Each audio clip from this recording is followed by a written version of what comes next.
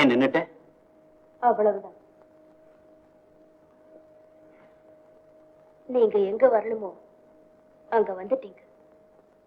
ஆமா, நானே இங்க வரணும் தான் இருந்தேன். ஏன் தெரியுமா? உண்மையிலேயே நீ யாருன்னு தெரிஞ்சுக்கிறதுக்கு. இன்னுமா தெரியல? இப்ப மட்டும் இல்லை, நான் எப்பவுமே உங்க கூட தான் இருக்கேன். ஆனா நான் ஆவி ரூபத்திலையும் நீங்க மனித உருவத்திலையும் இருக்கிறதுனாலதான் நம்ம 2 பேரும் சந்தித்து மகிழ முடியாத சங்கடம். நான் மறுபடியும் பிறக்க முடியாது, ஆனா நீங்க இறந்து என்ன அடைய முடியும். ஏனோ நீங்க விலகி விலகி உங்களுக்கும் எனக்கும் உள்ள தூரத்தை வளர்த்துக்கிட்டே போறீங்க. வேதனை தரும் இந்த முடிவுக்கு விமோச்சனமே கிடையாது. இருக்கு. உனக்கு எனக்கு உள்ள இடைவெளிக்கு இன்னைக்கு ஒரு முடிவு காணத்தான் போறேன். உன்னை என் கண்ணுக்கு படாம மூடி மறைச்ச அந்த மாயத்தரை எதுன்னு தெரிஞ்சுக்கிட்டேன். ஒவ்வொரு நாளும் என்ன நிழல் போல பின்தொடர மரண தேவதை யாருன்னு புரிஞ்சுக்கிட்டேன். நீதான் அந்த மாயத்தரை, நீதான் அந்த மரண தேவதை.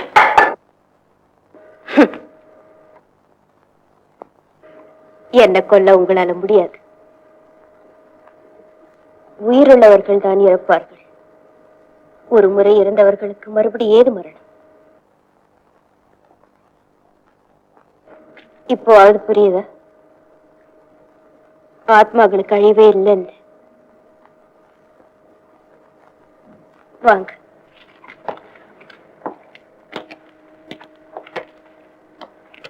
எங்கே?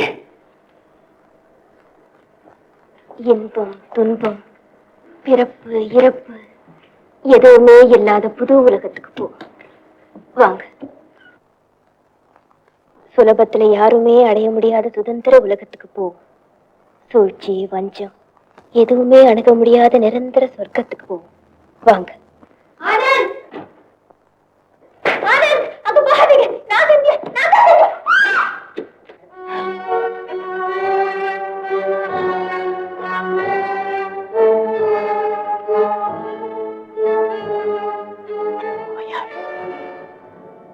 நீ யாரு? யார் நீ? யார் நீ?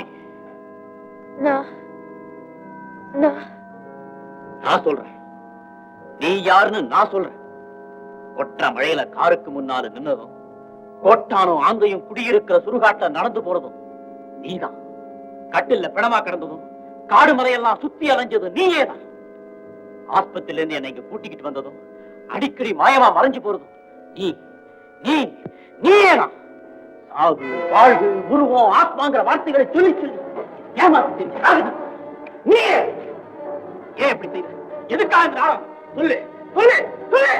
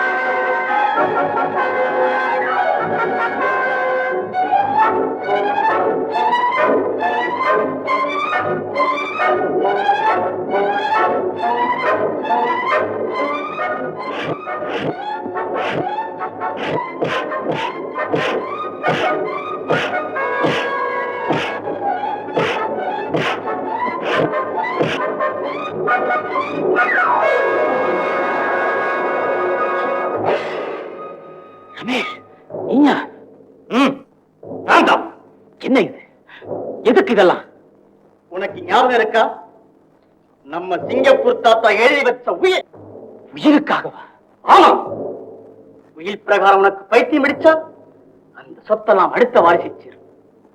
சொந்த அடுத்த வாரிசு நான் தான். கேவலம் சொத்துக்காவா இத்தனையை செய்த? ஆமாம், நீயும் சாகக்கூடாது, சொத்து எனக்கு சேரணும். அதுக்கு நான் எவ்வளவு முயற்சி செய்தேன், ஆனா முடியல. கடைசியா இந்த முடிவுக்குத்தான் என்னால் வரம் கொடுத்தது.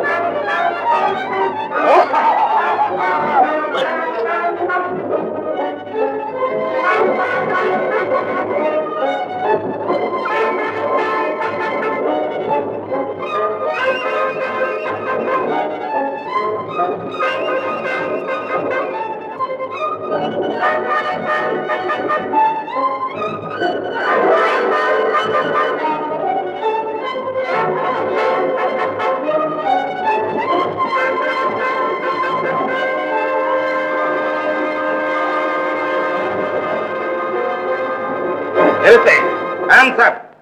ஒரு அடி நகராதே.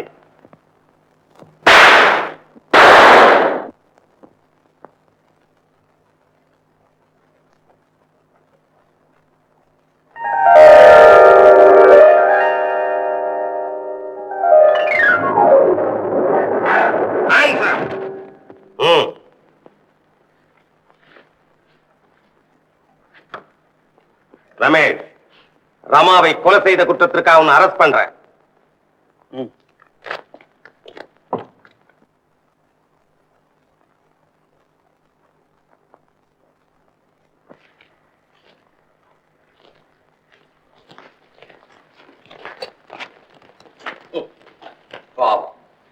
பரிதாபத்திற்குரியவர்.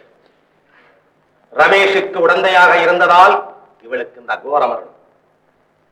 இந்த கேசுக்கு தேவையான எல்லா விவரமும் இந்த டைரியில் இருக்கிறது. இதை ரமேஷ் தன் கைப்படவே எழுதியிருக்கிறார்.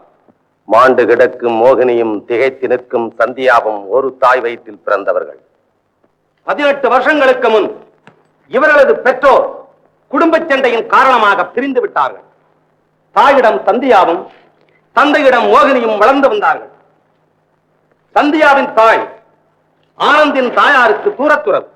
சந்தியாவை தன் மருமகளாக்கிக் கொள்வதாக ஆனந்தின் தாய் சந்தியாவின் அம்மாவுடைய மரணத்திருவாயில் வாக்கு கொடுத்திருந்தார்கள்.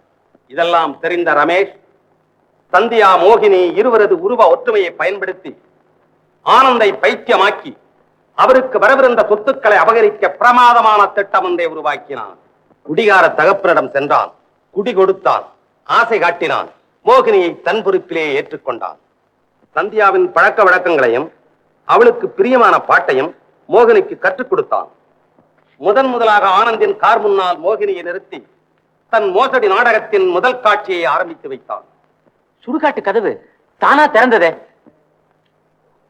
ஆள் மறைந்திருந்து கேட்டை திறந்து மூடுபடியாக ஏற்பாடு செய்திருந்தார்கள். ரமாவின் மரணம். ஆனந்த் ரமாவை கல்யாணம் செய்து கொள்ளப் போவதாக ரமேஷ் அறிந்தான். தன் திட்டங்களுக்கு இடையூறாக வந்த ராமாவை கொன்றான். ஆனந்தை பாழடைந்த பங்களாவுக்கு அழைத்து வந்தார்கள். மோகினியை கட்டிலில் பிணம் போல் கிடத்தினார்கள். மறுபடியும் ஆனந்த் வந்து பார்க்கும் போது அந்த ரூமையே காலி செய்திருந்தார்கள். அப்படின்னா அந்த போலீஸ்காரங்க அவங்க சொன்ன கதை எல்லாம் திட்டம் போட்டே செய்தார்கள். அதோ அந்த காட்சியிலே வந்த நடிகர்கள். அந்த படகு பாட்டு அது வெறும் டேப் ரெக்கார்டர். கார் வைப்ப நினைச்ச நேரத்தில் நிக்கிறதும் வேலை செய்யறதுமா இருந்தது. அது பிரத்யேகமாக தயார் செய்த ஒரு சுவிட்சை கார் கதவின் கைப்பிடியில் மறைத்து வைத்திருந்தார்கள். தேவைப்படும் போது மோகினி அதை பயன்படுத்தி இருக்கிறாள். சார், அந்த ரயில் விபத்து கூட இவங்க திட்டம் தானோ? இல்லை, விபத்து நடந்தது என்னமோ உண்மைதான். ஆனால் விபத்துக்கு முன்னாலேயே ரமேஷின் ஆட்கள் சந்தியாவை கடத்தி விட்டார்கள். அந்த விபத்தை அவர்கள் பயன்படுத்தி விட்டார்கள். மற்ற விவரங்களை சந்தியாவே சொல்லட்டும். ரயில் இருந்து என்ன கடத்தி வந்த பிறகுதான் அவரை பைத்தியமாக்க இப்படி ஒரு பெரிய கூட்டமே வேலை செய்யறதுங்கிறத நான் புரிஞ்சுக்கிட்டேன். சில சமயங்கள்ல அவளை மறைச்சு என்னையும், என்ன மறைச்சு அவளையும் அவருக்கு காட்டினாங்க. இங்கிருந்து நான் தப்பிக்க ஏதாவது முயற்சி செஞ்சா என் கணவர் கொல்லப்படுவார்னு சொல்லி என்ன மிரட்டி வச்சிருந்தாங்க. டாக்டர் வீட்டுல நடக்கிறதெல்லாம் இவங்களுக்கு அப்பப்போ எப்படி தெரிஞ்சது? எல்லாம் ரவுடி ரங்கனின் வேலை. ரங்கனா?